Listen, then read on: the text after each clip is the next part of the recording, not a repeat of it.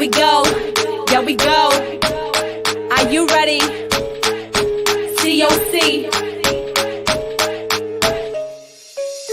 Why you dealing with a cyber threat when you know you got the era right? Yeah.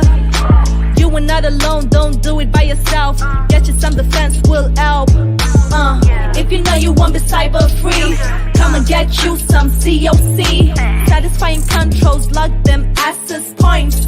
We won't disappoint. COC, fight cyber threats. Promise you will not regret. We go deep and penetrate. COC, come and see.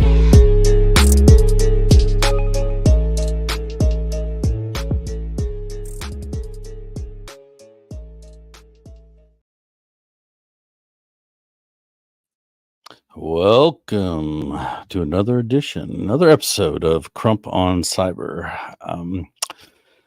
This episode, we're going to get into an area that is very complex. Okay, so this is not going to be the end-all be-all, right? We're not going to solve any problems here as part of this discussion, but this topic of civil wars, right? And you see a lot of it in social media today, a lot of bit of hint just kind of with everything that's happening with our economy, our leadership, and our society and culture. And it seems like, things might be ripe for a civil war, right? And so I saw this book, How Civil Wars Start, and began reading that and thought, okay, this might be an interesting topic to explore. And I was already, I had some awareness of some of the international types of implications and certainly some of the US based types of things that could come into play with this. But the more you peel back the onion on this topic, the more unclear it seems to kind of get. Everybody seems to, when we think about our cyber operations types of capabilities, we tend to look at adversaries from other nation states, not necessarily from within. So we're going to explore that topic. I've got the book is by Barbara F. Walter. It came out in 2022, and what we'll see is that some of the data is the reference to 2021 kind of time frame, but the group that she's a part of, some of the data they have out there now tends to kind of stop at that 2018, 2019 time frame. And clearly we've had a lot going on globally in the last 4 years, and it feels a little like unfinished business for that group now. So when we dig into that, if you do some research on your own, as is sometimes can be the case, you're gonna come up empty-handed looking for answers to some of these things that are there. All right. So this maybe just a little bit of I guess background. We're not going to get into the U.S. Civil War necessarily and why it was caused and what happened there. Clearly a massive amount of human life lost there, and we have the same kinds of things at risk here, even for a cyber war. And so we'll talk a little bit about that as well. But the trend that seems to be is that over the past 2 decades, the number of civil wars around the world has doubled. And there are warning signs. So Barbara F. Walter wrote this book, How Civil Wars Start.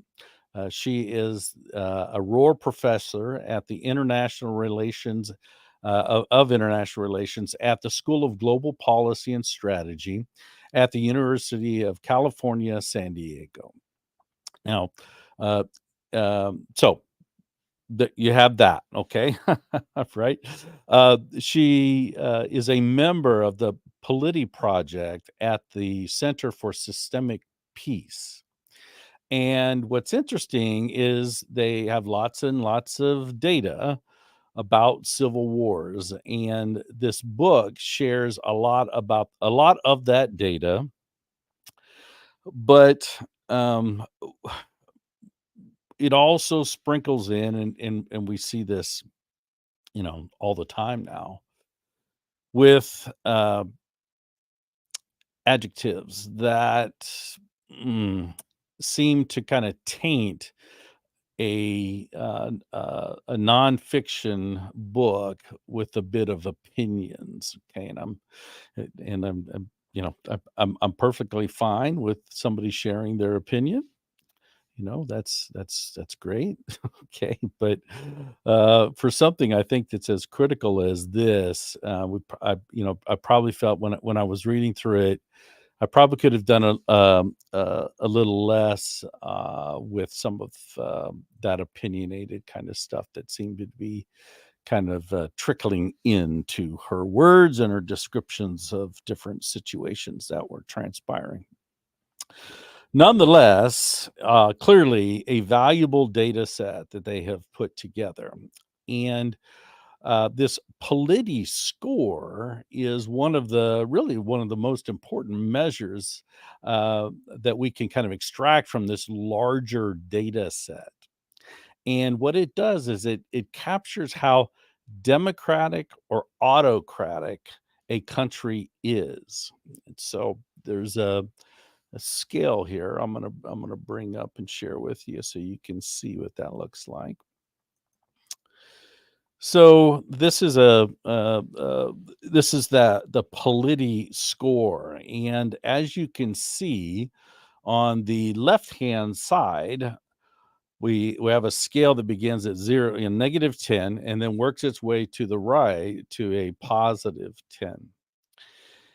And across that scale, you can see this mark of anything with a -6 to a -10 would be considered an autocracy or autocratic nation.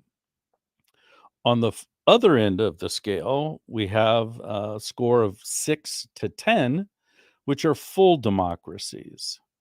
And then in the middle, that -5 up to 5, well, that is where these things called anocracies fit in. Okay. And it's in these anocracies where we have problems, okay? And it's not just within there, but that is certainly the area on the scale where things become really troublesome. So, for an anocracy, it's where the citizens get, some elements, as you can imagine, of the democratic rule, for example, elections, but the presidents, they have a lot of authoritarian powers. Okay, and so these are often referred to as illiberal democracies. So on the far right there, a score of a +10. This is where we would expect to see the elections are certified as free and fair. The political parties are stable, and some countries that align there would be Norway, New Zealand, Denmark, say Canada, and until recently, the United States. And again, I say that simply because, or in that manner, simply because yes, this doesn't reflect the last 4 years, and we have had some unusual political activity over the last 4 years. So take this with just a little bit of a grain of salt there, okay? Then, on the other end of the spectrum, a score of -10, as you can imagine, that would be a country like North Korea, Saudi Arabia, or Bahrain. Okay. So, if, of course, in this day and age, if we did have a civil war in the United States, then it obviously would look very, very, very different on some layers than it did in the past. And they talk about that they'll begin with these sporadic acts of violence and terror, right? And this will be accelerated by social media. Well, we have seen some of this. We've seen some of this over the last several years, for sure, right? Um, and certainly this is typically, pulled out from a physical perspective, right? Physical attacks against property, against people, and this kind of a thing, but most certainly could include the cyber realm as well. We certainly know that we have US citizens or US persons that are launching attacks against US companies and US infrastructure. That we do know that for sure, right? But is it part of this overall kind of intention to really kind of light the candle there? So the anocracies themselves, the countries that are most susceptible for this are the ones that are going through some kind of a rapid change, and that's defined as a score change of 6 points or more on the polity score chart that you're looking at there. That kind of change almost always precedes some kind of instability. Until recently, most countries really kind of ended up in this dangerous type of autocracy space because of an dictatorship overthrow, and so we saw that with Iraq. Now, since 2000, our democratic leaders who came to power via elections have begun to consolidate some of the rule in a bit more of a authoritarian type of a manner, right? And it's this kind of a shift, these kinds of shifts that clearly have experts, certainly Civil War experts, concerned, worried about, what changes are taking place. And it's because the democratic countries, right, that are moving towards this anocracy, uh, they're doing it not because necessarily that their leaders are untested or weak.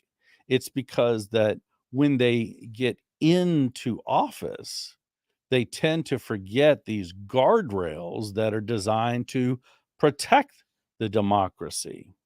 Some of those guardrails that are highlighted are constraints on the president, checks and balances amongst the different government branches and agencies, a free press that demands accountability, and fair and open political competition.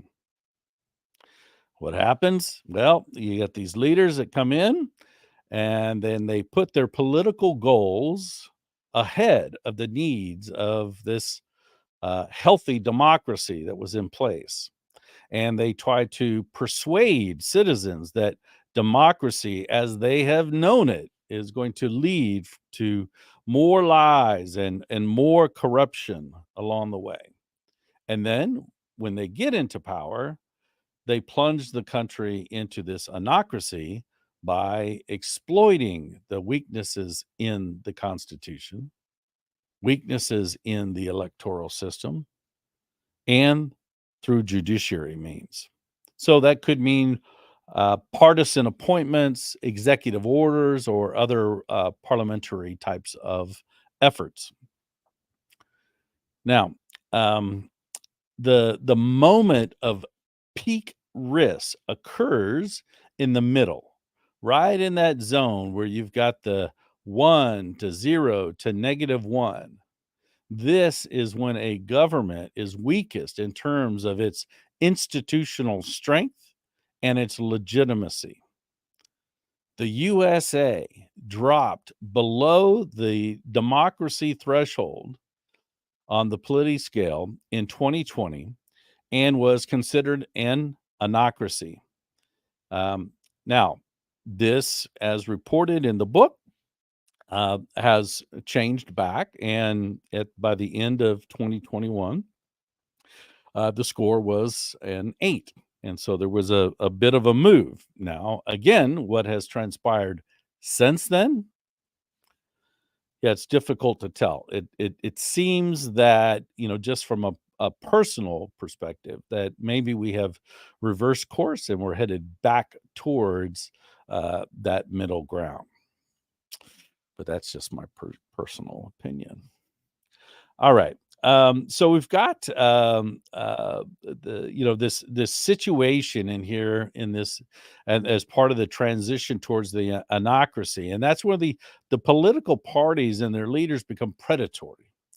They're seeking to rule at the exclusion and the expense of other groups, and it's this type of exploitation that really kind of just compounds the division across society. We have citizens in those situations that feel insecure about their future and lose confidence in their government. So let me play a little. I'm going to play a video here. All right.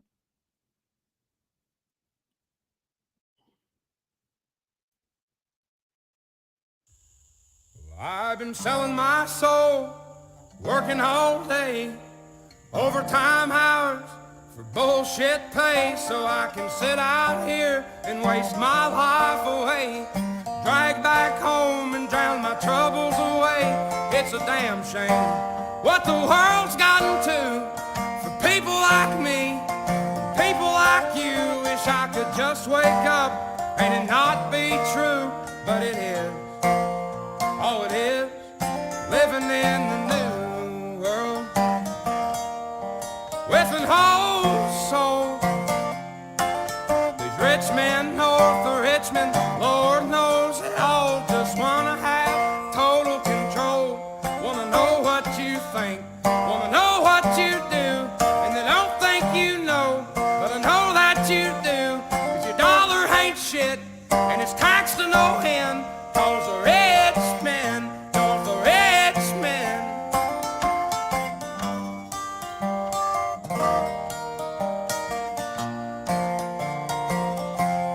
I wish politicians would look out for minors, and not just minors on an island somewhere. Lord, we got folks in the street, ain't got nothing to eat, and the obese milking welfare. Well, God, if you're 5'3" and you're 300 pounds, taxes ought not to pay for your bags of fudge rounds. Young men are putting themselves 6 feet in the ground, 'cause all this damn country does is keep on kicking them down. Lord, it's a damn shame what the world's gotten to for people like me, people like you. Wish I could just wake up and it not be true, but it is. Oh, it is living in the new world with an whole soul. These rich men north of Richmond, Lord knows they all just wanna have total control. Wanna know what you think, wanna know what you do, and they don't think you know, but I know that you do. 'Cause your dollar ain't shit, and it's taxed to no end. 'Cause the rich men, north of rich men.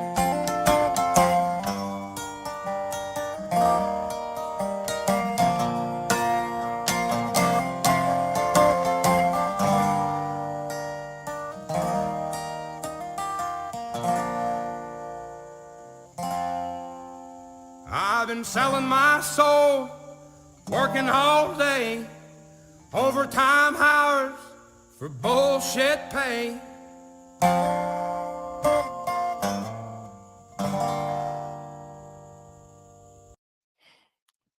So, that song came out just a short while ago, and is the first song to show up, breach the Apple, iTunes top 100 chart, but it opened at number one. I think it's maybe the only song, if I remember reading correctly, that has ever done that. There are others that have, obviously have done well, but this one, starting at the very top.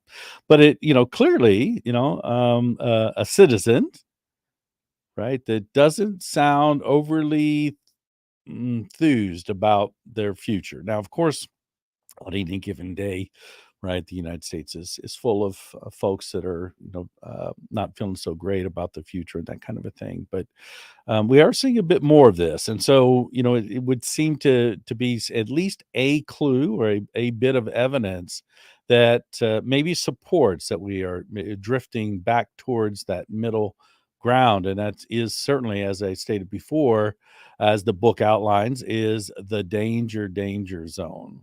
Okay, so um, and it's in this anocracy where the politics and the politicians shift, really from being about a system in which the citizens themselves, care about the good of the country, and it shifts to one where they care about only the members of their group. And we might see a little bit of that as well as more evidence of that transition.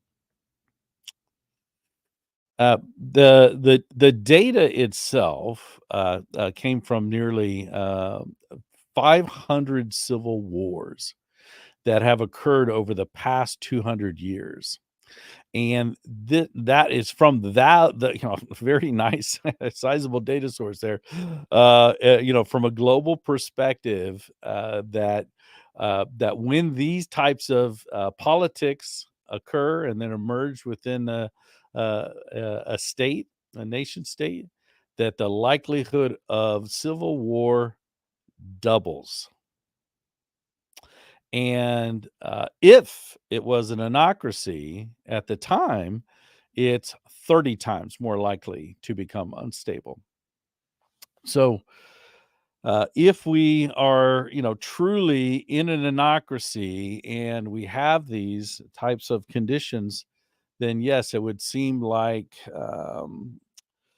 we've got, ripe conditions in place for sure.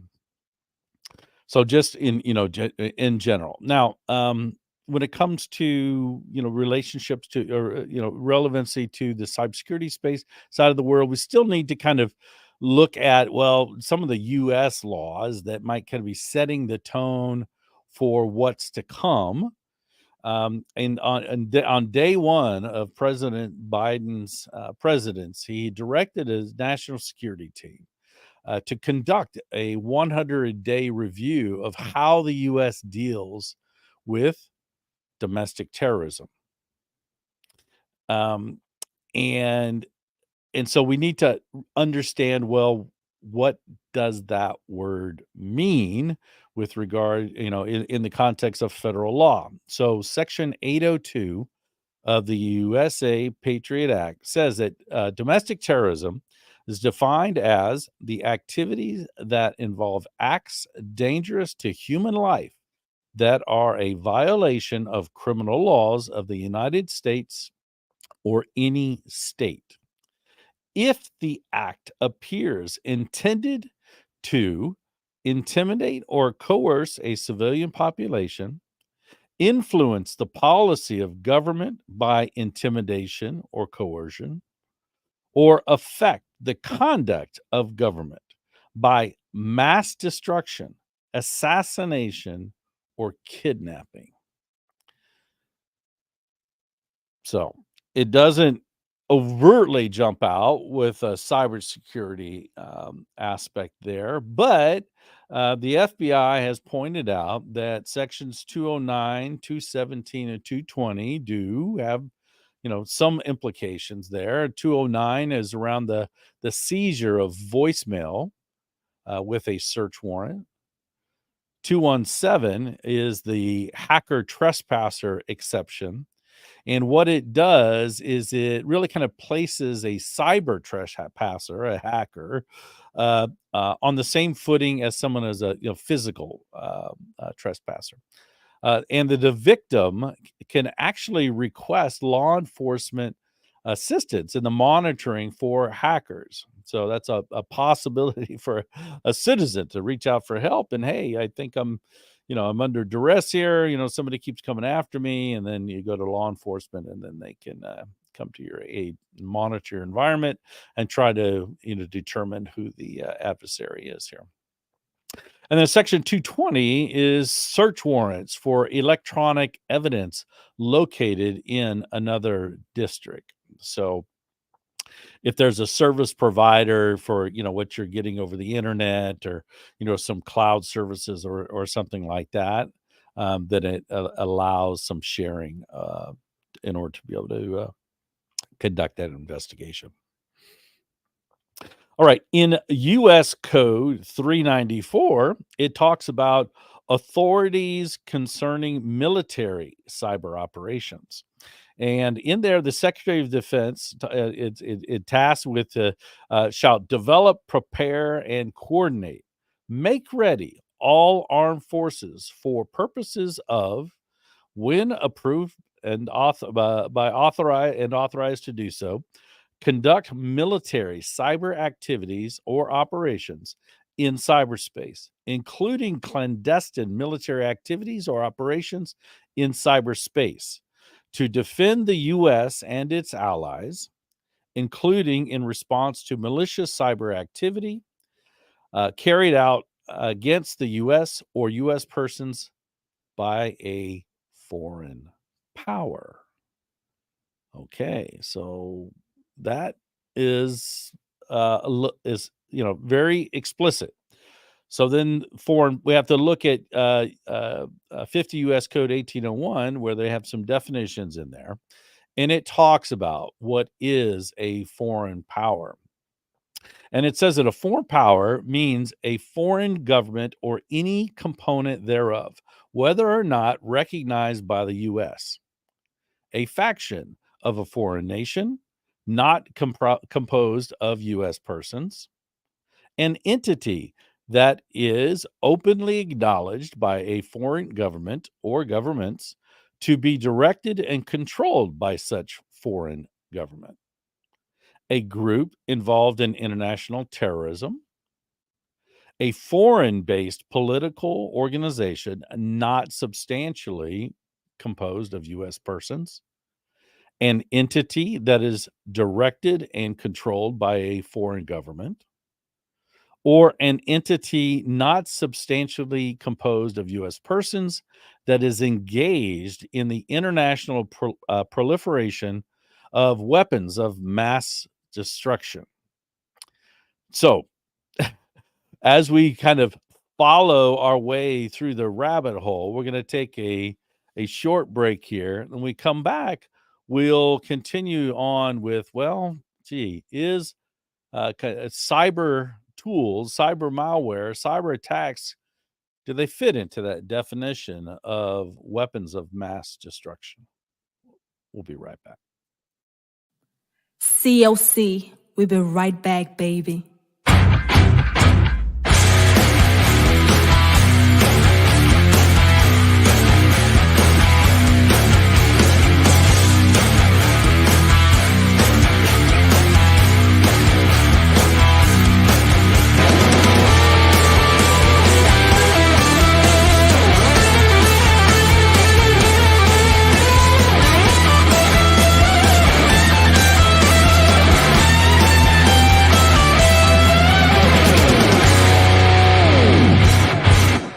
COC's back.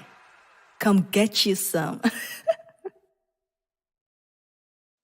All right. So now retired General John Hyten, a U.S. Air Force general, was quoted in a study from the Center for the Study of Weapons of Mass Destruction. And he was the former vice chairman of the Joint Chiefs of Staff. And as part of that, there's a reference that says that it's a widely shared view across the U.S. strategic community that a catastrophic attack from cyber could be looked on as a WMD. Now, the good news is that, or I guess the good news or bad news, depending upon your perspective, but the group did not agree. Okay, they did not agree with this view. What the perspective from them is that a widespread loss of life is in a cyber attack context a second or third order of effect.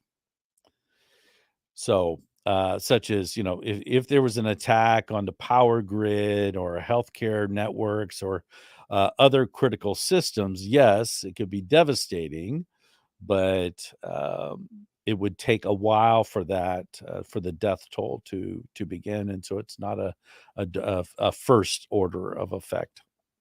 Okay. Now, as a bit of a sidebar, on the international front, there's no real consensus as to whether or not to regulate cyber weapons that are being utilized. So, if a cyber war or a civil war can be launched across due to ideological or political means, then and it's part of a civil war, and certainly part of the civil war. Some of the areas that they have there are some folks very interested in is, well, when we had the Civil War, how many folks shifted sides based upon maybe the beliefs that were happening, right? We could have had some folks from the North that went to the South, some folks in the South that agreed with the North, and so they moved that direction. We don't really have that kind of a sense, but if a civil war were to break out, and we have cyber resources certainly spread across all of our military branches, then maybe we can look to the ideological or political aspects or composition of the military as an indicator on how things might kind of play out from an internal perspective. With our government may find itself ripe with insider threats because of these different kind of beliefs. So, in a 2018 Military Times article, they said that 45% of the military were comprised of Republicans and 28% Democrats. Now, yes, as a veteran, I was always of the belief that the majority of folks that were in the military were Republicans. But that's certainly, it's not an entirety type of thing, exclusive type of a thing, right? So there's a consideration there, and that can lead to some very, very dangerous types of activities to be able to kind of identify and monitor, and just scary things that we could do on our own U.S. persons. Now, we do know that in addition to that, the U.S. military has been going through a recruiting crisis, right? And maybe, certainly, part of that could be that 60% of the respondents of a survey says that they lack confidence in the U.S. military. That does really expound on, well, where does that lack of confidence come from? And, what is presumably the survey respondent understands the mission of the U.S. military. But there was a massive drop off at the end of the war in Afghanistan, the withdrawal, and how quickly, and certainly concerns about how quickly the Taliban retook the country. Now, that goes back to what we were talking about and saw on that Polity scale, Rapid, we said rapid change is in an environment where, yes, we're going to have a lot of instability. There have been some countries that have done the very slow roll from autocracy to democracy, um, without any problems, but it's slow, well executed type of a transition. It's the rapid change that certainly causes some issues. In addition to the recruiting facets there, they talk about, well, hey, uh, really only 23% of today's youth, age 17 to 24, can even meet the standards from a fitness, criminal background check, and drugs. And it's not even so much as the popularity of, and the, um, uh, the legality of marijuana and states, but really they notate there things like ADHD drugs. So that was a interesting type of a thing. And then we have our culture wars, and that plays out in front of us across our military.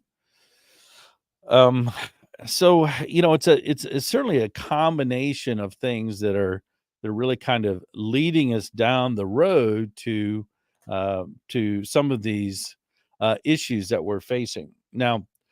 From a cyber perspective, yes, we are always concerned and focused on, the critical infrastructure of our nation, our power grid, and the healthcare and the transportation types of systems or financial services.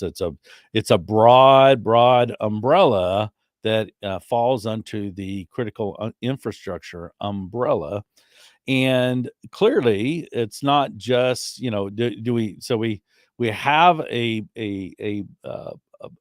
population that to, some number of that certainly feels disenfranchised, is unhappy about the direction that the country is going.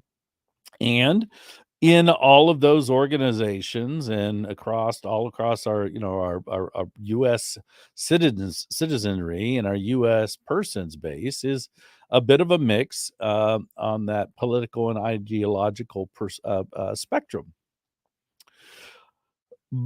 And so if the civilians take up cyber arms against the government as part of these smaller attacks that we talked about will typically kind of trigger it, then yeah, they're probably not going to do well against a fortified military, regardless of what the ideological or political split of our U.S. government. Yeah, the small stuff is not going to really kind of bring anything, but it doesn't mean that we can't have somebody that's in that position in our critical infrastructure. And certainly we refer to those as insider threats. It's somebody that could cause some catastrophic damage in those environments.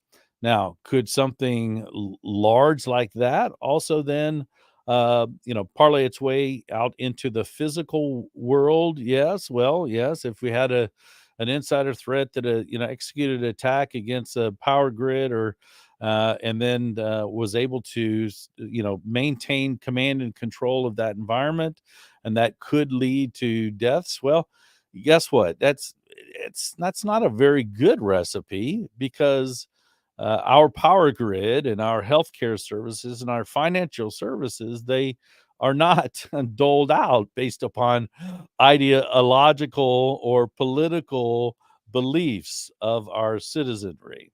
And so it's a very, very, very difficult, I think, for a rogue cyber, let's call it a rogue cyber militia or rogue cyber domestic terrorist, to really, be able to kind of be the trigger point for, what we talk about is these civil wars, right? So I think the likelihood is low that that certainly would happen, but just we also obviously want to be very cautious and careful out there. Speaks more to likely our insider threat programs and things like that. Nobody, regardless of what political affiliation, nobody would really endorse any kind of an attack that is going to cause human harm. Everybody, we're all humans, we all have ethics and beliefs, and I think everybody would agree that that is a bad place that would be. And so even the attackers themselves are likely not going to find a lot of support from other members that might believe in the cause, but not necessarily make the transition to begin executing similar kinds of attacks that lead to similar types of public impacts. So we just can't isolate it in that manner. So, all right. So as you can kind of see, we got those types of things, and the when you start touching on these kinds of wars, cyber war types of things there, it's this, well, what can company, or what can nations do, nation states and the governments and the militaries associated with those do to really kind of protect themselves. And so we can kind of look to this is the Talon Manual on International Law applicable to cyber warfare. And so there's a little bit of a discussion in here that I want to read about around sovereignty, because that can certainly come into play if we end up, if just maybe we do see a bit of substance around this a civil war type of cyber attack against our own infrastructure.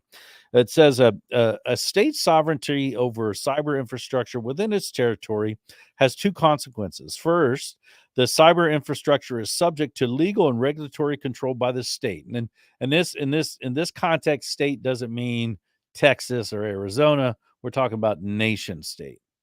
Okay, so the United States of America.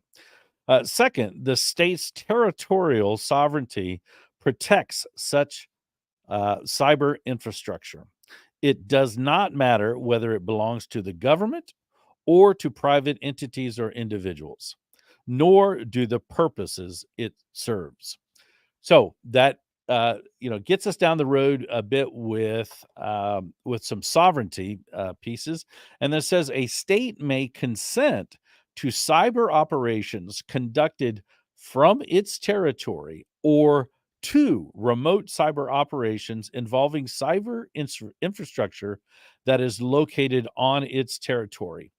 Consider a case in which non-state actors, maybe one of these factions that arise and start executing some cyber attacks. Okay, so consider a case in which a non-state actors are engaged in unlawful cyber activity on state A's territory. So let's say the United States. State A does not have the technical ability to put an end to those activities and therefore request assistance of State B. So, certainly the U.S. is well prepared from a cyber defensive perspective and offensive operations as well. But if something was happening and they had their hands full, or they just felt like they needed some assistance, then they could reach out for assistance from State B. So in this case, let's maybe say Israel. State B's ensuing cyber operations on State A's territory would not be in violation of the latter's sovereignty. Consent may also be set forth in a standing treaty. So we have lots of international treaties out there, right? So you're for any uprising from a cyber perspective as part of trying to trigger a civil war within the United States. Yeah, certainly going against probably the top player in the cyberspace, and then the top player in the cyberspace with all of its allies. All right. And so just in general, just kind of talking about these cyber operations that can be executed. So it says in military doctrine, states cyber operations fall within the broader category of information operations. Information operations have been defined as the integrated employment of the core capabilities of electronic warfare, computer network operations, psychological operations, military deception, and operation security in concert with specified supporting and related capabilities to influence, disrupt, corrupt, or usurp adversarial, human, and automated decision-making while protecting our own. That comes from cyber operations and the use of force in international law. So the boundaries are set. The relationships are in place, and despite what might feel like our society gravitating towards a potential civil war, it's not saying that cyber would be the trigger for that. It would seem that the probability is low that would be the case, and it would seem low because of the well prepared military defense on the cyber operations perspective. So that's good news. As you kind of hear the videos and the songs playing out there, certainly as a U.S. citizen, I'm hoorah like everybody else. But yeah, let's keep an eye out on those systems. Make sure nobody's getting sideways on us, right? And attempting to lead us down a path that I think we can squarely say, yeah, just is not going to produce what they think is going to happen. All right, so going to head out early today. Thank you so much for watching. I hope you enjoyed the show. I love the topic. We'll explore some of the international cyber warfare things again, but hopefully this, sets to rest some concerns about, at least on the cyber side of the house, that is not going to be the shot that we would expect that would set our nation off into a massive civil war. Take care. Thanks for watching.